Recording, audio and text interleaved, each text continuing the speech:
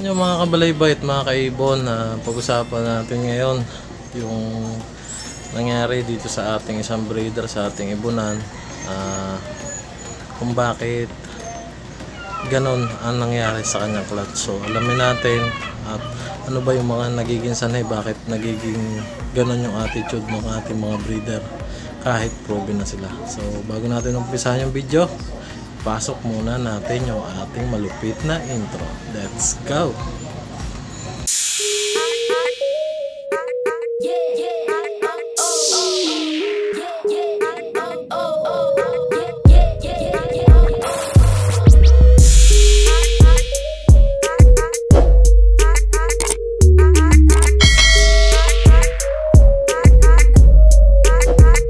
Mga kabalaybay, magandang araw po sa inyo mga kaibon. And for today's video, ito nga po, hindi po maganda yung nangyari dito sa isa nating breeder, dito yung breeder natin dito na Bayo Opa na magulang na itong ating si Bayo. Ayan. So pag-usapan natin anong nangyari at bakit nangyayari yung mga ganitong bagay sa ating breeder kahit sila ay proven na. So sinabi kong proven, ito yung pinaka bunga nila. Ayan, yung Bayo na yan. So ito mga kabalaybay, sanan natin, napakatagal lang pong umitlog na itong ibon na ito. At nung sa vlog natin, meron siyang isang itlog kung matatandaan nyo. So ngayon mga kabalaybay, ito na siya. Pungwek. Ayan mga kabalaybay, yung ating proven breeder, nawala yung itlog na isa. So ano nangyayari po, bakit ganyan? Tinabunan po nung ating breeder yung kanilang itlog, kaya po nagkaganyan, nawala. So ano bang dapat gawin? Nagsangguni po tayo doon sa isa nating customer sa Pet Transpo na naging nakilala na rin natin, si Sir Mark ng Lipa City, Batangas. Nag-iibon din po si Sir Mark.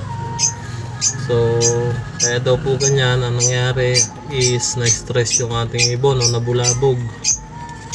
So, makikita nyo nga po dito, wala yung itlog nila, binaon. Ayan po. So ang gagawin daw po dapat natin dyan, o gagawin natin, is tatanggalin natin yung mga kusok na yan, tapos maglalagay tayo ng nesting material na malunggay. So samahan niyo ako, tara mga kabalaybay. Ang una natin gagawin ay tanggalin natin yung mga kusot. Gamit ako ng stick para hindi ko masyado mabulabog yung ating mga breeder. So lahat po ng kusot na to tatanggalin ko na. Parang mangyayari nito, i-reset ko yung pagbe-breed nila. Nasa inyo naman po kung gagawin nyo to o hindi, kung gagayahin nyo. Pero sa akin, ang mangyayari po nito ay reset ang mangyayari sa ating breeder. Sayang. So akala ko okay tong breeder natin to, nadali ng bulabog. Taon po kasi itong lugar namin sa mga maingay, siguro kaya nagselan. Nahanap yung itlog, parang nawala na din dito. Kamay ko na para mabilis-bilis.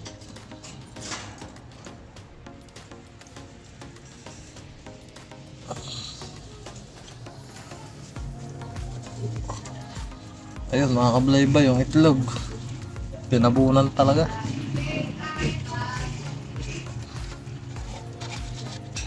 Tanggalin natin yan. Ito po yung itlog nila. Tayo sa isang itlog. ito mga kabalay pa, hindi ko na kasi pwedeng ipaposter dun sa parisan natin ng back to back move kasi napakalayo na ng gap na ito.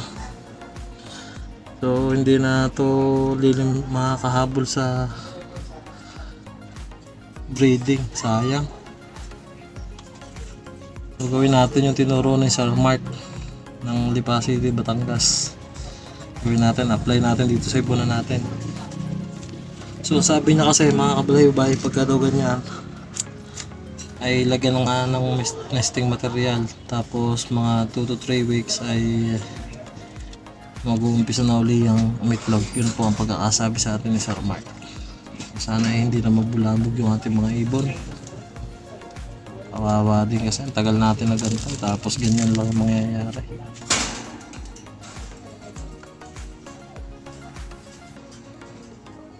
Awit talaga. Sabi.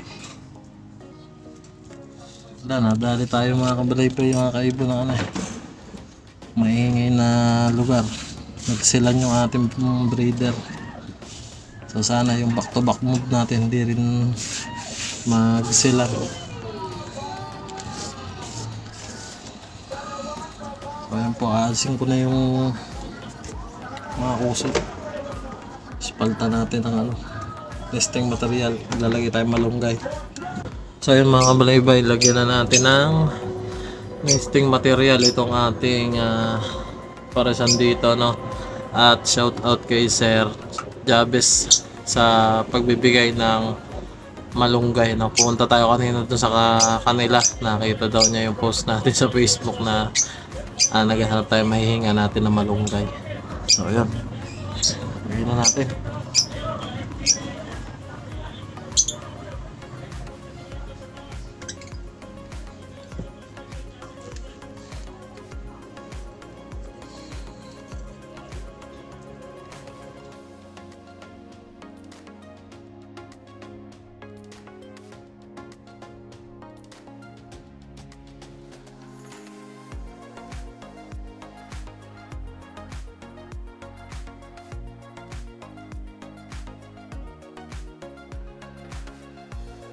Natin. Yung ibang mga breeder din natin dito, lagyan na rin natin mga kabalaybay ng malunggay. Pati yung nando sa pinakataas. May breeder pa rin tayo dyan, hindi masyado makakita.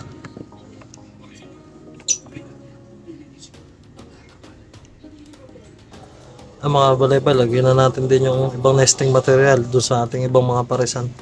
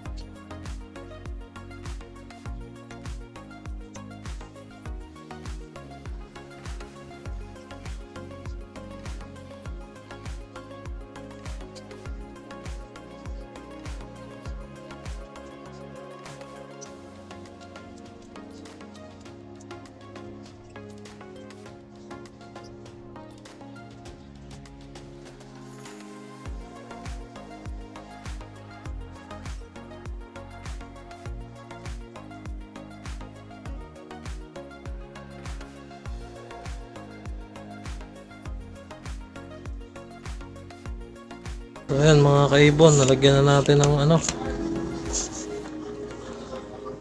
nesting material yung ating mga ibon dito. Pati yan nandito sa taas. Ayan. Ayan, ito yung may itlog natin, alimlim, nilagyan ko na rin. Tapos ito yung ating parisan na i-reset natin. Tsaka yung dito, naghahakot na rin eh. Tsaka yung ating mga nasa flight cage na painakay, ayan, bigyan na rin natin ng malunggay. So yun, maraming salamat kay Sir Chavez sa pagbibigay na itong ng malunggay. At pagka daw kailangan pa natin ay magsabi lang daw sa kanya. Maraming salamat sa iyo, sir. Mga kabalaybay, mga kaiban, pagka nangyari sa inyong ibunan ay ganito, ay i-reset nyo yung inyong parisan. So alisin nyo yung mga nakalagay na kung mayroong mga kusot, tapos lagyan nyo ng panibagong nesting material para mag hakot uli sila. So sabi nga ni Sir Mark ng Lipa, Batangas, 2 to 3 weeks mag-itlog na daw uli yan pagka ganun. Si Sir Mark po kasi may mga alaga ding ibon, yung ating customer sa Pet Transpo. Kaya nagsangguni muna tayo bago natin ginawa ito. Kaya kita nyo naman, nakahakot na ng ating mga breeder. So itong breeder po natin dito may 3 itlog. At ito nga yung itlog ng isa nating parisan na bayo. Sayang. Kasi ito yung hinahabol ko nga para pag nag 1K subscriber na tayo, marami tayo may pamimigay ng ibon. Ngayon ganyan muna, tsaga-tsaga muna tayo. Na tayo magagawa, nadali tayo ng bulabog.